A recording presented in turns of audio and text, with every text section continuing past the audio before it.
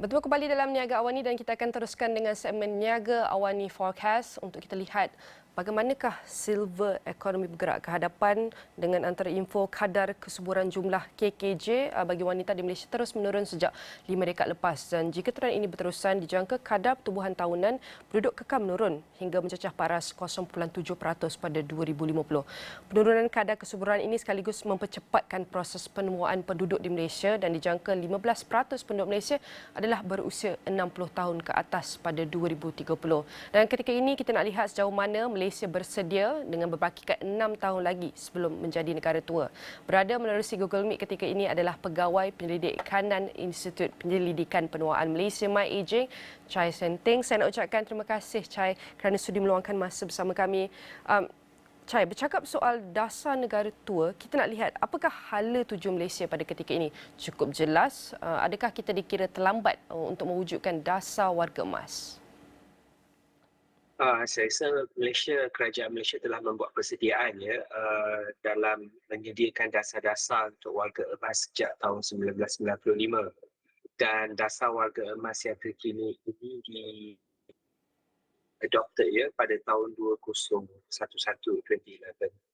dan saya rasa pihak Kementerian Pembangunan Wanita juga sedang akan perubahan-perubahan terkini dan usaha sedang dijalankan untuk mengemaskini pelan tindakan dasar warga emas negara untuk bersedia ke arah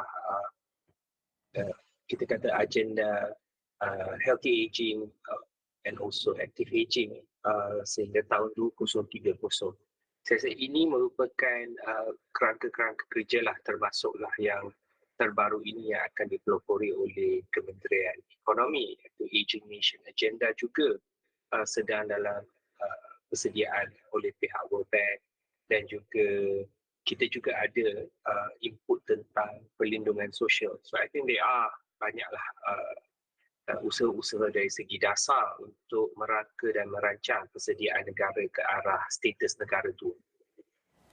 Nampaknya kita masih memberi tumpuan kepada kebajikan warga emas sedangkan banyak lagi usaha boleh dilakukan untuk memperkasakan mereka seperti mencipta produktiviti menerusi silver economy. Jadi bagaimana nak wujudkan ekosistem silver economy yang menyeluruh, komprehensif? Saya rasa dia bermula dengan pengenapastian sektor-sektor ataupun industri yang boleh menyumbang kepada pembangunan negara dan penjanaan ekonomi. Terutamanya dari segi ekonomi penjagaan, dekat ekonomi nursing home ataupun pusat jagaan warga emas. Kita juga ada nampak sekarang ada a lot of players in retirement villages ataupun kita kata sebagai perkampungan persaraan dan dari segi kesihatan. Tetapi itu adalah sektor-sektor tradisional untuk silver economy tetapi kita kurang masih lagi memberikan tumpuan kepada penjagaan di komuniti ataupun perkhidmatan untuk warga emas. So yang ini di rumah ataupun di komuniti ini masih kurang produk-produk dan juga perkhidmatan. Dan saya rasa ini merupakan satu peluang baik untuk sektor swasta ataupun kerajaan dan sebagainya. Ini termasuk juga sektor seperti tourism, pelancongan, medical tourism.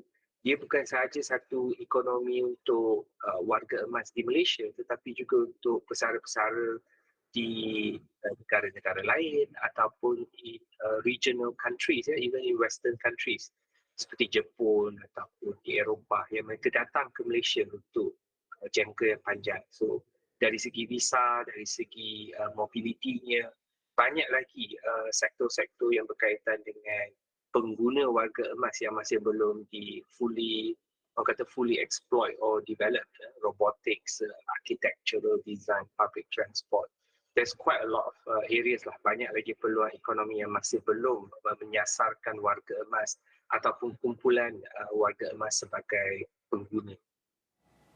Bercakap mengenai warga emas, dilihat rumah warga emas ketika ini kita lihat ia tidak seperti rumah warga emas 20 tahun yang lalu. Kini lebih efisien, holistik. Bagaimana kerajaan boleh menggalakkan pelaburan serta menggalakkan corporate memberi tumpuan kepada pembangunan rumah warga emas, kita boleh cakap rumah warga emas premium ni?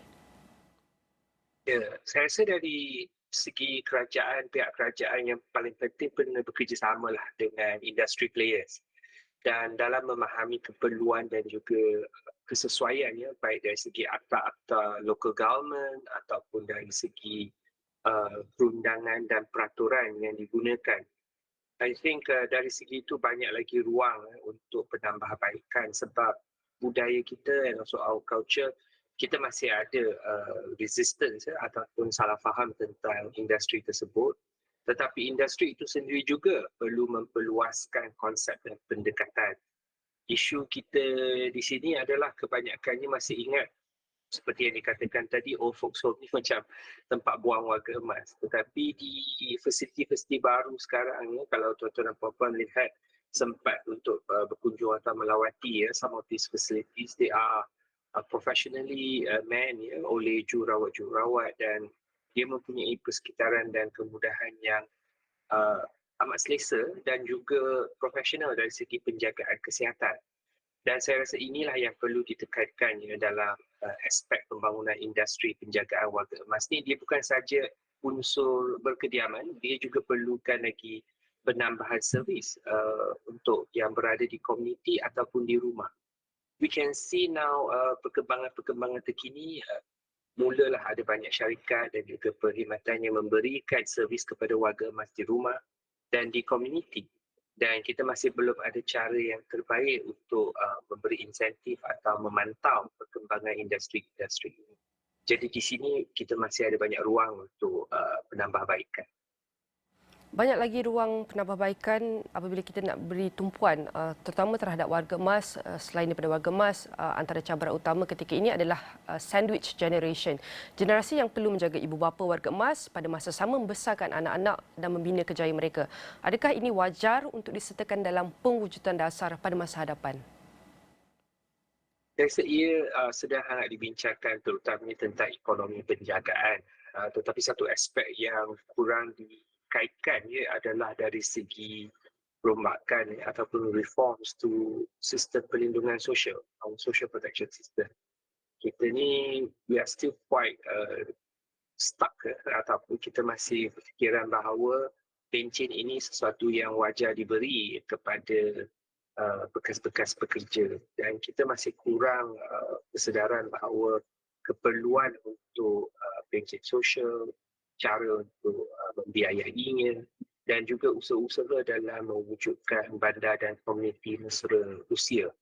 Dan ini merupakan inisiatif-inisiatif jangka panjang yang memerlukan pelaburan awal dari sekarang kalau kita nak tengok hasilnya dalam masa 10 atau 20 tahun akan datang.